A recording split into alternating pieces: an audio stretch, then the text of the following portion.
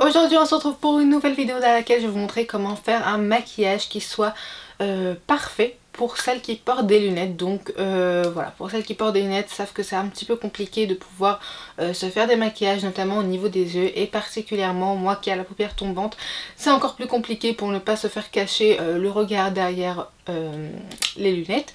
Donc on va tout de suite commencer, mais avant ça n'hésitez pas à vous abonner si c'est pas encore fait, de mettre un petit like et de participer aux commentaires. Faites-moi savoir si vous êtes porteuse de lunettes et à quel point est-ce que vous galérez à pouvoir vous maquiller. En tout cas le plus galère quand on est porteuse de lumière pour se maquiller, et bien c'est de se maquiller tout simplement, hein, parce que arrive l'étape où on doit retirer les lunettes et c'est là que tu es à 5 cm de ton miroir. Donc voilà, on va tout de suite commencer. Je vais vous montrer comment faire un maquillage qui va consister plutôt à être plus radiant, à utiliser des couleurs qui sont plus douces pour ouvrir notamment le regard. Et en plus de ça, si vous avez la paupière tombante, et bien voilà, hein. On va tout de suite commencer. Je vais faire avec vous le teint. Pour ce qui est du teint, je préfère notamment les teints qui sont plus radiants. Et vraiment quand on est porteuse de lunettes, eh bien c'est un petit peu plus compliqué de pouvoir se concentrer sur les yeux. Enfin voilà quoi, le maquillage des yeux va être... même si vous faites un très beau maquillage des yeux avec une belle palette de couleurs, et bien la plupart du make-up va être caché en fait en dessous de ces lunettes. Et donc c'est pour ça que lorsque je porte mes lunettes de vue, je préfère vraiment me focaliser sur le teint et sur la bouche notamment, en faisant seulement un maquillage qui soit bien structuré, bien réveillé, bien radiant au niveau des yeux. Et le reste du teint, je le travaille un petit peu plus.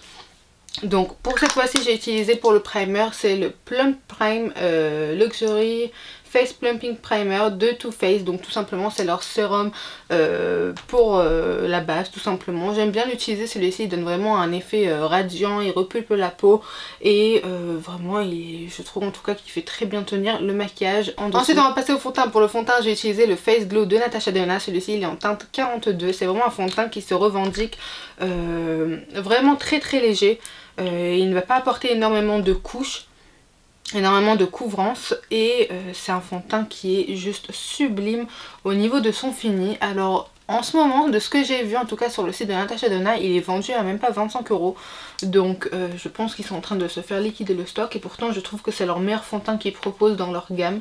Donc je vais venir l'appliquer. Voilà, j'aime bien avoir le teint un petit peu en transparence, qui soit seulement unifié, et après j'ajoute plus de couvrance là où je désire en avoir avec l'anti-cerne.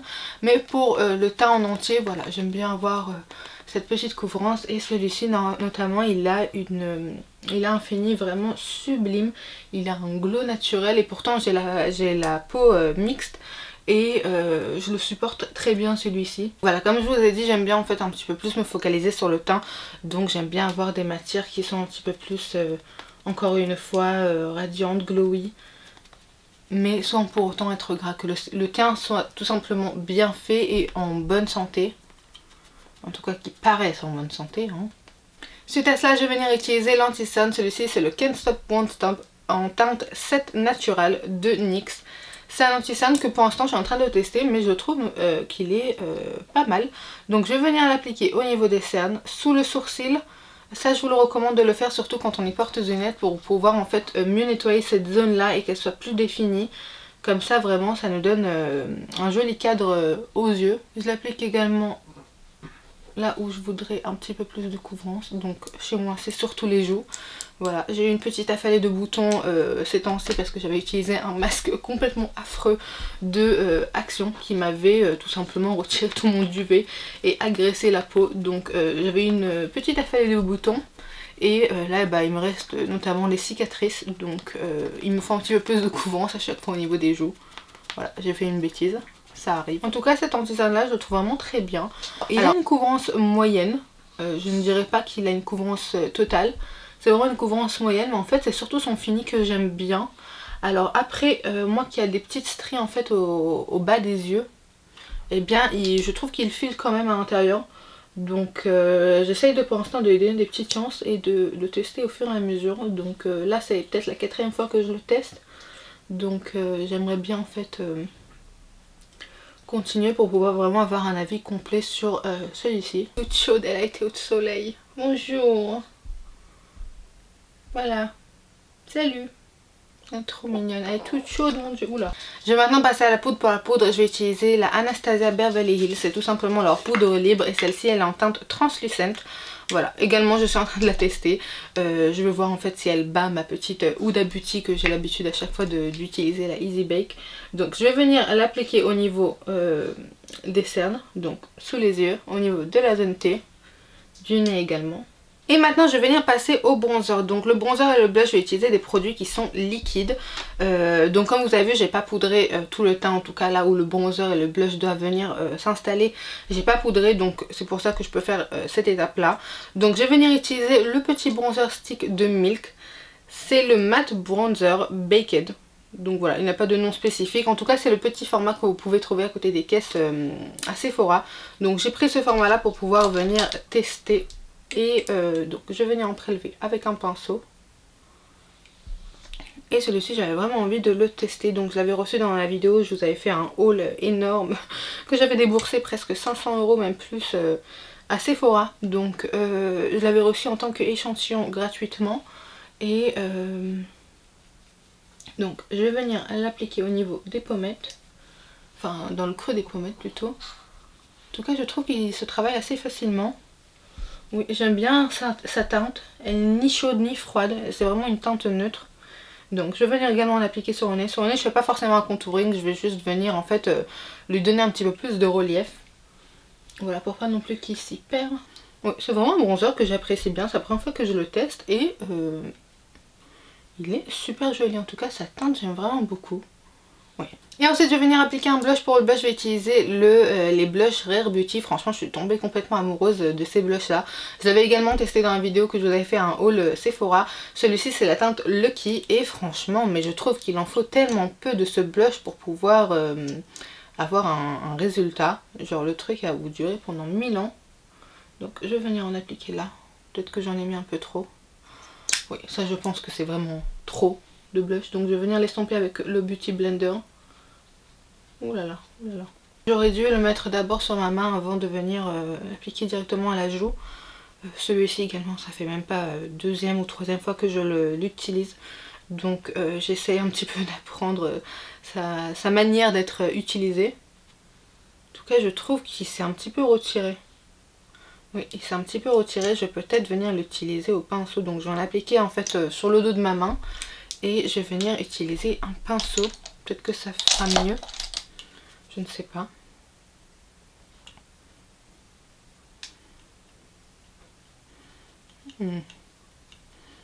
Il retire absolument tout. Peut-être au doigt. Je ne sais pas. Ah oui, là c'est vraiment en plein test.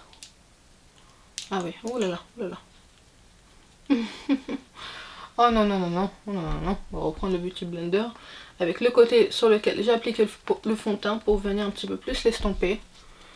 Donc pour un maquillage, pour appliquer pour un maquillage pour les lunettes, j'aime bien en fait accentuer sur le blush et le highlighter comme je vous ai dit, avoir vraiment un teint qui soit parfait, vraiment focaliser tout le make-up sur le teint. Et je vais venir un petit peu faire remonter également le blush ici au niveau de la tempe, donc dans le creux de l'œil juste ici. Je pense qu'avec l'éponge c'est beaucoup mieux. Alors dans un premier temps ça m'a un petit peu retiré le make-up, mais j'ai réussi à rattraper ça, donc voilà. Peut-être qu'on soupe un petit peu, mais franchement c'est rattrapable, donc ça va. Ensuite je vais venir prendre le bronzer Hoola de Benefit. Je vais le prendre avec un pinceau un petit peu plus fluffy comme ceci. Et je vais venir l'appliquer un petit peu par-dessus, le balayer pour justement réchauffer un petit peu plus le teint. Voilà. J'ai bien aimé en fait le bronzer en dessous, mais il me manque un petit peu plus d'intensité. Et en même temps j'aimerais bien aussi fixer voilà, tout ce qui se passe là, parce que j'ai l'impression que j'ai un petit peu trop... il y a trop de brillance avec tous ces produits crème. Mais c'est quand même faisable sur une peau mixte à grasse. Ensuite on va passer à l'highlighter. Pour l'highlighter je vais utiliser le Flash de Beauty Bay. Donc c'est tout simplement un highlighter compact comme ceci, que je vais venir prendre avec un petit pinceau. Je vais venir l'appliquer au niveau des hauts des pommettes. Alors là le highlighter c'est important. Je vais l'appliquer également au niveau de l'arcade sourcilière. Et en fait dans ce creux là que vous voyez ici, le creux de l'œil juste là, donc je vais venir l'appliquer ici. Et en fait je trouve que ça va donner vraiment toute sa différence quand vous appliquez dans ce petit creux là. Ça va venir vraiment donner un effet beaucoup plus naturel au highlighter, comme si que vraiment la peau en fait, voilà, quand vous bougez vous voyez bien que voilà. Également sur le nez, voilà, j'aime bien en fait quand on voit bien un highlighter sur mon nez. Je trouve que ça donne un petit nez en peluche. Ensuite on va passer aux sourcils. Pour les sourcils je vais utiliser le Shape Loose Shade Brow Tint de MAC. Donc celui-ci en teinte Flinch, c'est la teinte la plus claire qu'il propose. C'est la teinte blonde. Et pour les blonds en tout cas. Et je vais venir tout simplement, non pas, en fait je préfère vraiment utiliser la teinte blonde. Oui moi ça va.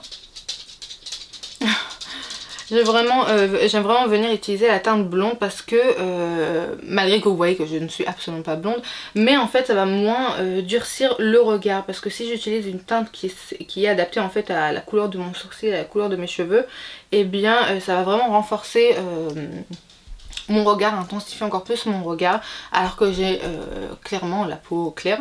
Et donc je vais venir tout simplement prendre un petit stylo comme ceci et remplir là où je vois des petits trous, tout simplement pour venir créer une ombre en dessous, parce que si on a les sourcils foncés et en plus de ça on a des lunettes de vue, ça va vraiment renforcer cette partie là du regard, et en tout cas moi je n'aime absolument pas.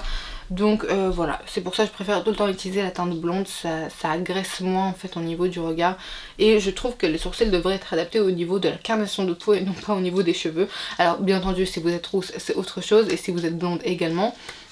Mais je trouve que même si vous avez les cheveux qui sont foncés mais que vous êtes clair de peau, vaut mieux en fait utiliser 2 à 3 teintes en dessous de votre carnation pour pouvoir la remplir. Alors après si vous dessinez vos sourcils c'est autre chose, mais en tout cas moi qui a seulement besoin de remplir un petit peu là où des trous pour pouvoir un petit peu plus les définir, et bien je préfère utiliser la teinte blonde. Ensuite arrive la partie pour les yeux. Pour les yeux je préfère vraiment, lorsqu'il s'agit que je dois porter des lunettes, je préfère m'orienter beaucoup plus vers des teintes qui sont nacrées, qui sont irisées, pailletées même, pour pouvoir ajouter notamment plus de luminosité que d'utiliser en fait des teintes qui sont plus foncé, parce que forcément le maquillage des yeux va être encore plus caché par les lunettes, malgré que même si vous avez une encoche qui est un cadre de lunettes qui est assez grand, et bien ça va quand même venir un petit peu à les cacher, et je trouve que vaut mieux éviter de foncer le regard. Alors c'est tout à fait faisable si vous voulez, mais bah, tant mieux pour vous, mais en tout cas lorsque je dois porter mes lunettes, parce qu'en règle générale voilà je porte des lentilles, c'est beaucoup plus